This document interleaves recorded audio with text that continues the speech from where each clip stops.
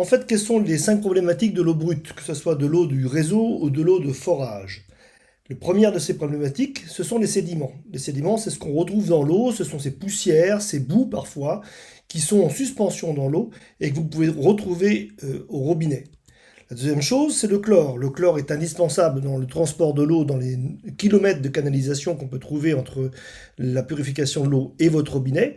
Et s'il n'y a pas de chlore, eh ben, ça veut dire qu'il y a des germes vivants. C'est-à-dire, par exemple, dans votre puits ou dans votre forage, il peut y avoir des germes vivants qui sont évidemment dangereux pour la santé.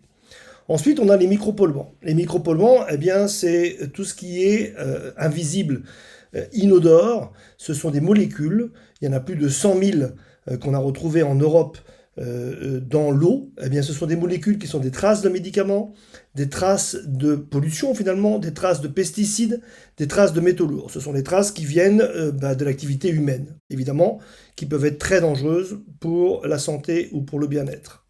Ensuite, on a le calcaire. Le calcaire, c'est pas un problème en soi pour la santé, quoique trop de calcaire, c'est pas bon non plus, et surtout pour la peau, surtout associé au chlore. Mais enfin, le calcaire, de toute façon, c'est un problème pour tout ce qui est canalisation, tout ce qui est électroménager, et ce qui est aussi de l'esthétique. Ensuite, il y a la vie. Pourquoi la vie? Parce que l'eau, pour qu'elle soit efficace, il faut qu'elle soit vivante. Une eau, ça sert à quoi? Ça sert à nettoyer l'extérieur et l'intérieur, ça sert à transporter, en particulier les micro-éléments, et puis ça sert aussi à hydrater. Et pour qu'une eau soit efficace, il faut qu'elle ressemble à une eau de montagne, une eau de torrent.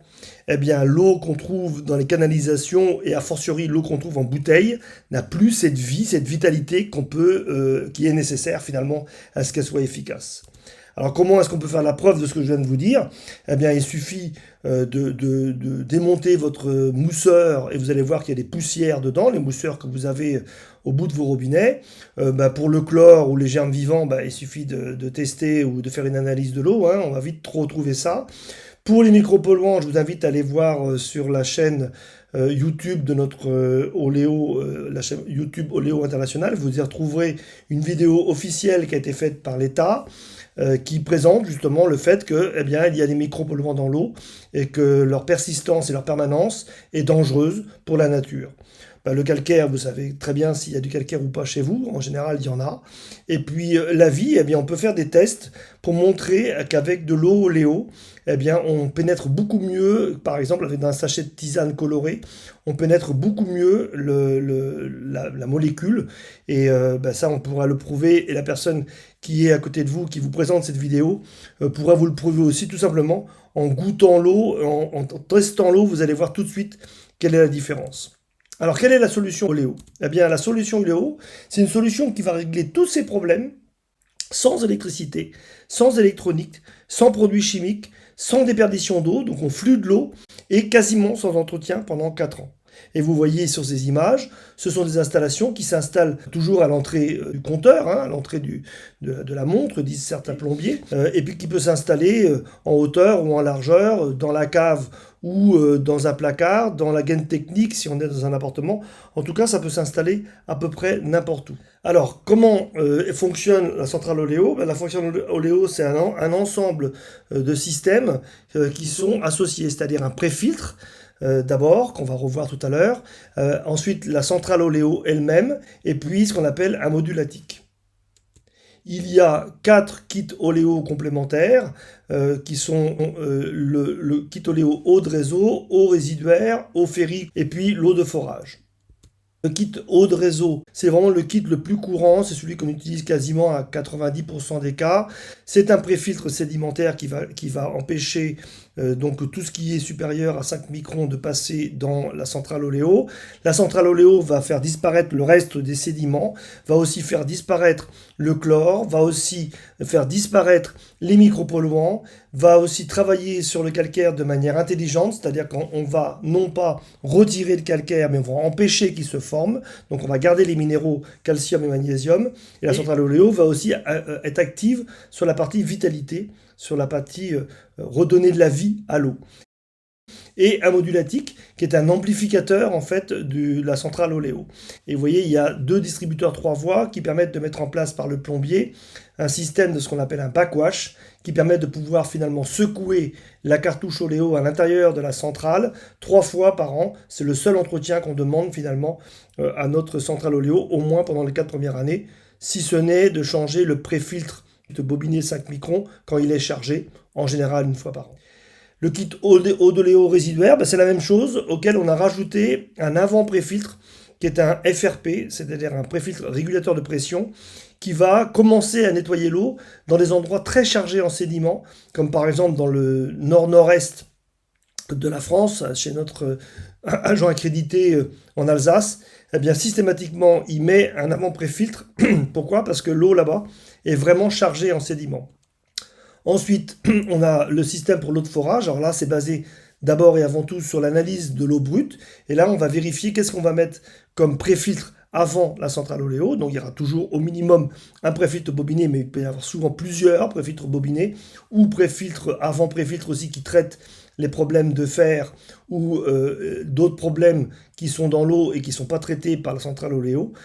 Tout le reste va être traité par la centrale Oléo et on rajoute pour une question de sécurité une platine UV. On fait aussi des installations industrielles, donc on va de 1 m3/h à 64 m3/h. Alors notre centrale Oléo, la centrale Oléo, c'est vraiment une centrale particulièrement performante, unique au monde.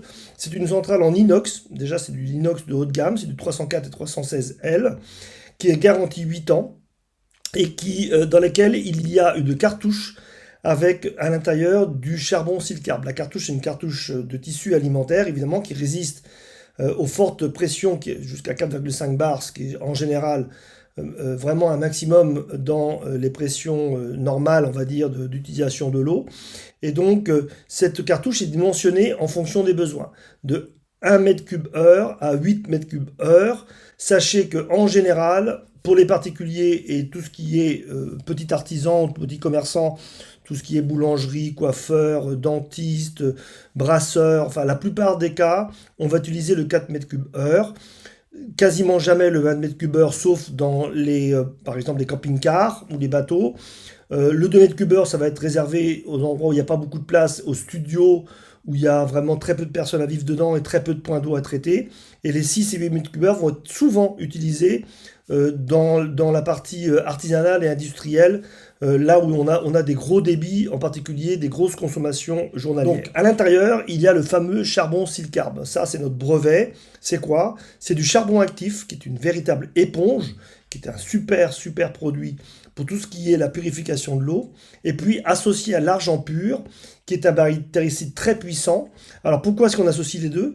Parce que le charbon actif, c'est aussi un nid à bactéries. Si on laisse un charbon actif sans protection, eh bien la solution va être pire que le problème, dit l'Union des consommateurs.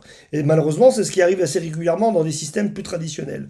Nous, la performance que nous avons fait, c'est qu'on a réussi à rendre ces deux éléments indissociables. C'est tout le programme de notre recherche qui a duré pendant 8 ans, où on va tout simplement, à l'intérieur d'un réacteur à plasma sous vide, faire ce qu'on appelle de la pulvérisation cathodique à magnétron, c'est-à-dire qu'on va bombarder une cible en argent pur, on va décrocher des atomes, et ces atomes, de manière naturelle, vont aller habiller le charbon actif, et donc c'est grâce à ça qu'on va avoir d'excellents résultats. Les résultats, en voici quelques-uns. On est capable, en effet, comme on l'a dit, de retirer tout ce qui est sédiments, de retirer tout ce qui est traces de médicaments, traces de pesticides, traces de métaux lourds. On sait traiter votre eau de manière parfaite pour obtenir une eau qui est absolument idéale, à la fois pour la boisson, pour la douche, pour la consommation, pour l'industrie, pour l'artisanat, pour tout ce qu'on a besoin. On a besoin d'une eau vivante et c'est ce qu'on obtient avec la centrale Oléo. Je vous laisse avec la personne qui vous a invité à voir cette vidéo pour pouvoir maintenant tester l'eau, la goûter et puis en avoir tous les bénéfices. Merci pour votre écoute.